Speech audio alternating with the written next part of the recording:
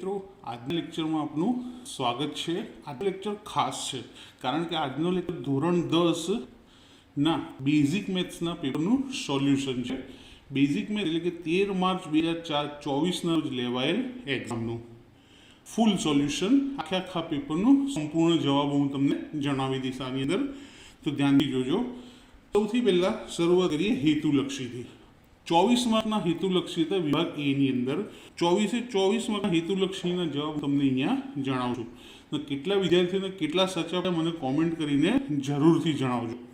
તો સૌથી પહેલું દ્વિચલ સમીકરણ યુગ્મમાં a1/a2 નોટ ઇક્વલ b1/b2 હોય તો તેનો ઉકેલ શું હોય? તો મિત્રો આ જે શરત આપી હોય ત્યારે તેનો અનન્ય ઉકેલ મળે, એટલે કે એક ઉકેલ મળે। કેટલા ઉકેલ મળે? એમાં એક ઉકેલ મળે, એક અને માત્ર એક જ।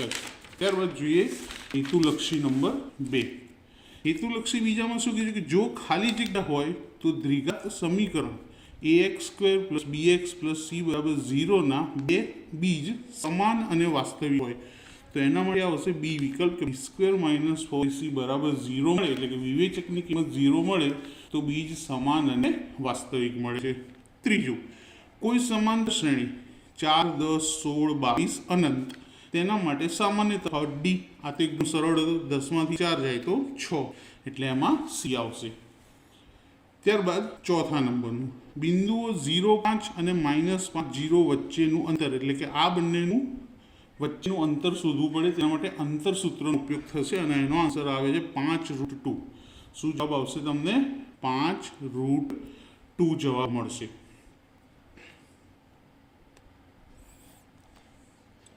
ત્યારબાદ પાંચમા નંબરનું sec² θ - tan² θ આ નિત્યસમ છે અને આ નિત્યસમનો આન્સર આવે છે 1, એટલે એમાં બી વિકલ્પ તમને મળશે।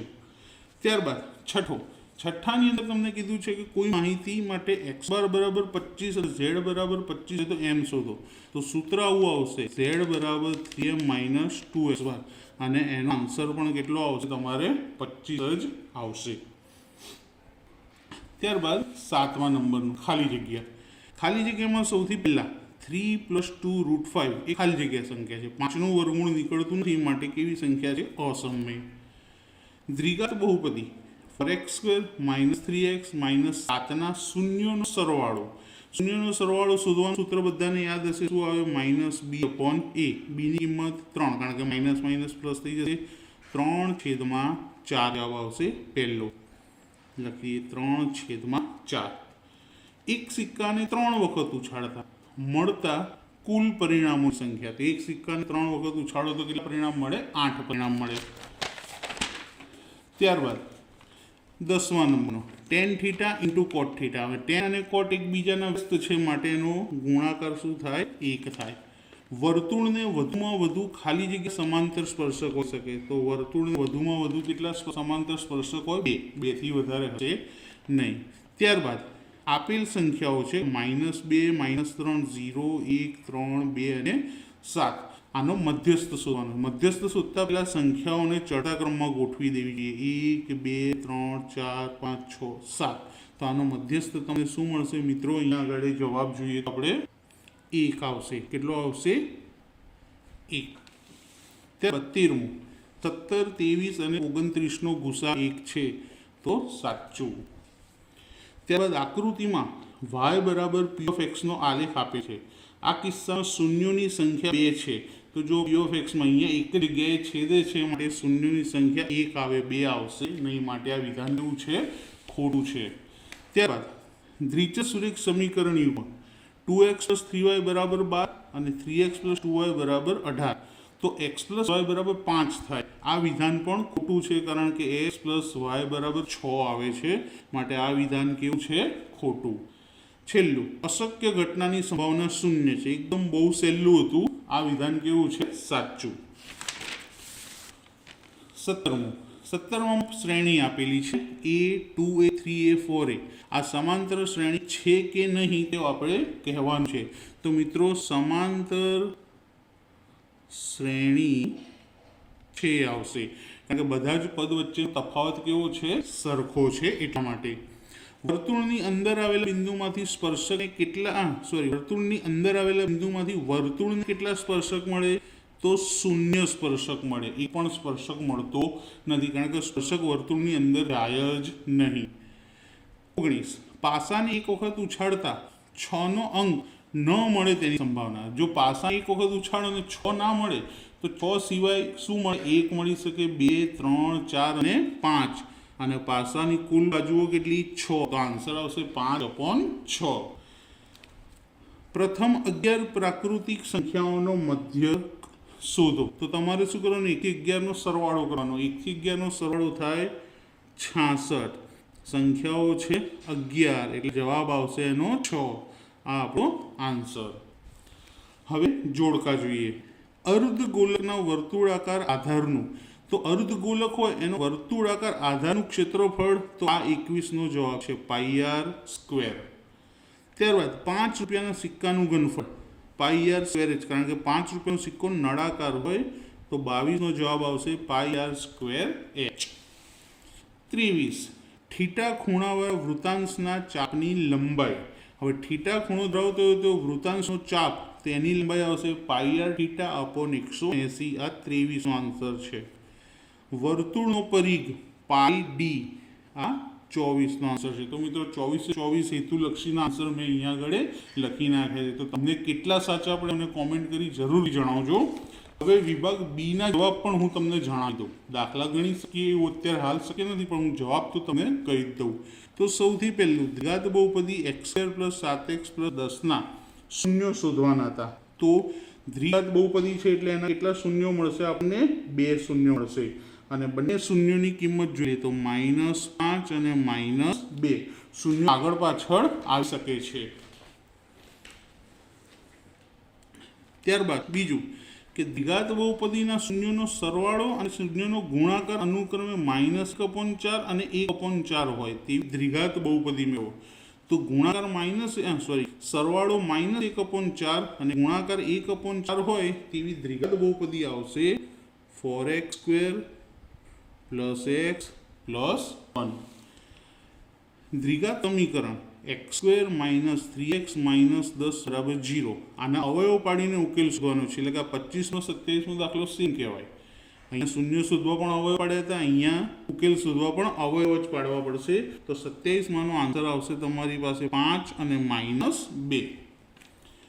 ત્યારબાદ સમાંતર શ્રેણી 2, 7, 12 અનંત એનું 10મું પદ શોધવાનું કીધું છે. 10મું પદ એટલે a10. તો શ્રેણીનું 10મું પદ આવશે 47. 29 નંબરનું પ્રથમ 1000 ધન પૂર્ણાંક સંખ્યાઓનો સરવાળો શોધો. પ્રથમ 1000 ધન પૂર્ણાંક સંખ્યાઓનો સરવાળો એટલે કે S1000, એનો જવાબ આવે છે 5,05,000. ત્યારબાદ બિંદુઓ 2, 3 અને 4, 1 વચ્ચેનું અંતર, એટલે આ દાખલો પણ અંતર શોધવાનું છે. અંતર સૂત્રનો આવો એક દાખલો આપણે MCQની અંદર હમણાં જ જોયો. તો આ બે બિંદુઓ વચ્ચેનું અંતર આપણને મળશે 2√2. ત્યારબાદ બિંદુ P 2 - 3 અને Q 10y વચ્ચેનું અંતર જો 10 એકમ હોય તો P ને Q વચ્ચેનું અંતર 10 એકમ હોય તો y ની કિંમત શોધો. તો અહીં આપણને y ની બે કિંમત મળે છે. એક y બરાબર -9 આવશે અને બીજી કિંમત y બરાબર 3 મળશે. એટલે આમાં બે આન્સર આવશે અને બંને લાવવા જરૂરી જ છે. ત્યારબાદ sin θ બરાબર 4/5. તો cos θની કિંમત આવશે 3/5. બીજું tan θની કિંમત sin/cos એટલે 4/3. તો cos θ મળશે 3/5 અને tan θ મળશે 4/3. ત્યારબાદ કિંમત શોધવાનો દાખલો. આ દાખલાની અંદર કિંમત મૂકવાથી તમારો જવાબ મળશે 1. sin અને cosની કિંમતો જો તમને યાદ હશે કોષ્ટકની, તેની અંદર મૂકી હશે તો આન્સર કેટલો આવવો જોઈએ? આનો 1 જવાબ મળશે તમને. આનું ફૂલ સોલ્યુશન પણ આપણે મૂકીશું, પણ અત્યારે હાલ તમને જવાબો એટલા માટે કહી રહ્યો છું કે તમે નક્કી કરી શકો કે તમારું પેપર કેવું ગયું ને માર્ક કેટલા આવશે. અહીં તમારે શું કીધું છે કે જમીન પર એક ટાવ શિરોલંબ સ્થિતિમાં છે. તેના પાયાથી 15 મીટર દૂર રહેલા જમીન પરના એક બિંદુથી ટાવરના ટોચના ઉચ્છેદ કોણનું માપ 60 છે. તો ટાવરની ઊંચાઈ તો ટાવરની ઊંચાઈ મળશે 15√3 મીટર. ઉદાહરણનો દાખલો છે. ત્યારબાદ આ દાખલો મિત્રો ચોપડીની બહારનો એટલે કે ચોપડીનો જ છે, પણ રકમ બદલેલી છે. ચોપડીમાં 64 આપ્યા છે, અહીંયા 125 આપ્યા છે. ચોપડીમાં લંબઘનનું પૃષ્ઠફળ શોધવાનું કીધું છે, અહીંયા ઘનફળ શોધવાનું કીધું છે. તો અહીં આ દાખલામાં તમે લંબઘનનું ઘનફળ શોધશો તો તમારે 35માં દાખલામાં આન્સર આવશે 250 સેમી ઘન. ત્યારબાદ 36મો દાખલો ઉદાહરણનો છે, પણ અડધો પૂછ્યો છે. ખાલી આભાસી ક્ષમતા શોધવાની કીધેલી છે. તો અહીંયા આકૃતિ આપેલી છે અને તમને વ્યાસ આપેલો છે અને ઊંચાઈ આપી છે. ત્યારબાદ પાઈ આપ્યા છે 3.14. તો આભાસી ક્ષમતા શોધવાની કીધી છે. તો આની આભાસી ક્ષમતા થશે 196.25 સેમી ઘન. ક્ષમતા એટલે ઘનફળ, એટલે ઘનફળ શોધવું પડે. ત્યારબાદ બીજો એક દાખલો મિત્રો બહારનો છે ચોપડીની. n બરાબર 53, l બરાબર 60, cf બરાબર 22, f બરાબર 7 અને h બરાબર 10 આપ્યા છે. તો મધ્યસ્થ શોધવાનો. મધ્યસ્થ એટલે શું આવે? m. તો m ની કિંમત અહીંયા આગળ મળે મિત્રો 66.43. ત્યારબાદ દાખલા નંબર 38 વિભાગ સી ચાલુ કરી. વિભાગ સી ની અંદર તમને બે સમીકરણ આપેલા છે અને તેનો ઉકેલ કઈ રીતે શોધવાનો કીધું છે? આદેશની રીતે. તો આદેશની રીતે ઉકેલ શોધતા x અને y ની કિંમત. તો x ની કિંમત તમને મળે છે -2 અને y ની કિંમત મળે છે 5. ત્યારબાદ બીજો એક દાખલો છે સેમ એવો જ, એમાં ઉકેલ કઈ રીતે કીધું છે? લોપની રીતે. તો આ દાખલાની અંદર તમને x બરાબર અને y બરાબર. તો x ની કિંમત આ દાખલામાં મળે છે 9/13 અને આ બીજા y ની કિંમત મળશે 5/13. આ દાખલો ચોપડીની બહારનો છે, રકમ બદલેલ છે. 8ના બદલે 7 કરી દીધેલા છે. તો અહીં આગળ દાખલામાં તમારે 40 ધન પૂર્ણાંકોનો સરવાળો શોધવાનો છે, એટલે કે S40, અને આનો જવાબ તમને મળશે 5740. ત્યારબાદ ચોપડીનો દાખલો 7.2નો કે AB વર્તુળનો વ્યાસ છે અને કેન્દ્ર 2-3 અને B બિંદુના યામ આપ્યા છે, એના યામ આપ્યા નથી. તો એના યામ તમારા આવશે 3 અને -10. ત્યારબાદ 42 બિંદુઓ 4-1 અને -2-3 આને જોડતા ત્રિભાગ બિંદુના યામ. આ પણ 7.2નો દાખલો જ છે. તો ત્રિભાગ બિંદુઓને એટલે કે બે બિંદુ મળશે, P અને Q. તો પ્રથમ બિંદુ તમને મળે છે 2 -5/3 અને બીજું બિંદુ તમને મળશે 0 અને -7/3.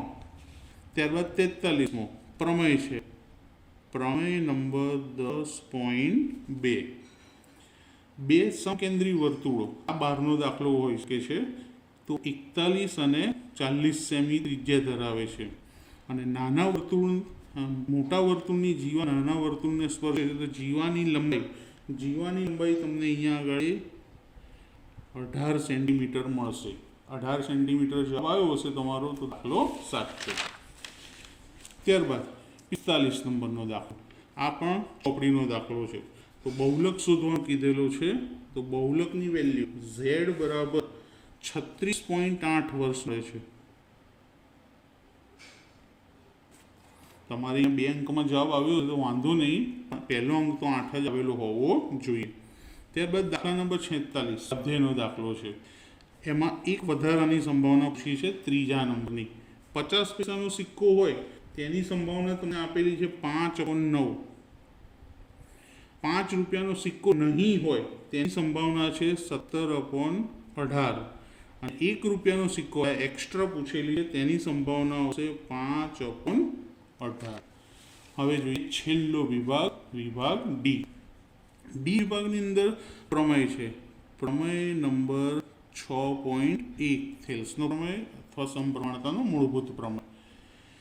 ત્યારબાદ ચેપ્ટર નંબર 6 ત્રિકોણનું એક ઉદાહરણનો દાખલો મૂક્યો છે અને પડછાયાની લંબાઈ શોધવાની કીધી છે. પડછાયાની લંબાઈ મિત્રો તમને અહીંયા 1.6 મીટર મળશે. 1.6 મીટર ઉદાહરણનો દાખલો છે, આકૃતિવાળો. ત્યારબાદ 49 ચેપ્ટર નંબર 4નો ચોપડીનો દાખલો છે અને બે બાજુના માપ શોધવાના કીધા છે. તો બંને બાજુના માપ આપણને મળે, પહેલી બાજુ મળશે 5 સેમી અને બીજી એક બાજુ મળશે 12 સેન્ટીમીટર. ત્યારબાદ જોઈએ 50મા નંબરનો દાખલો. 50મા નંબરનો દાખલો 5.3ની પહેલાંનું ઉદાહરણ છે. પહેલું પ્રથમ વર્ષનું ઉત્પાદન એટલે કે એ બરાબર આપણે 550 મળે છે. 10મા વર્ષનું એટલે કે A10 બરાબર 775 અને 7 વર્ષના કુલ ઈવી એટલે કે S7 બરાબર મળશે આપણને 4375. ત્યારબાદ 51મો આ પણ સ્વાધ્યાય 13.1નો દાખલો છે અને મધ્યક શોધવાનો દાખલો છે. તો આ દાખલાની અંદર આપણને મધ્યક એટલે કે x બાર બરાબર 51મા દાખલામાં 211 રૂપિયા જવાબ મળે છે.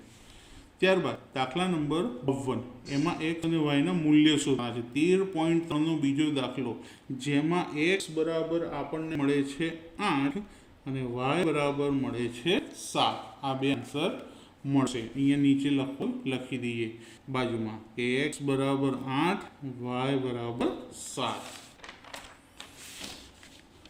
દાખલા નંબર 53મો દાખલો પણ ચોપડીનો જ છે.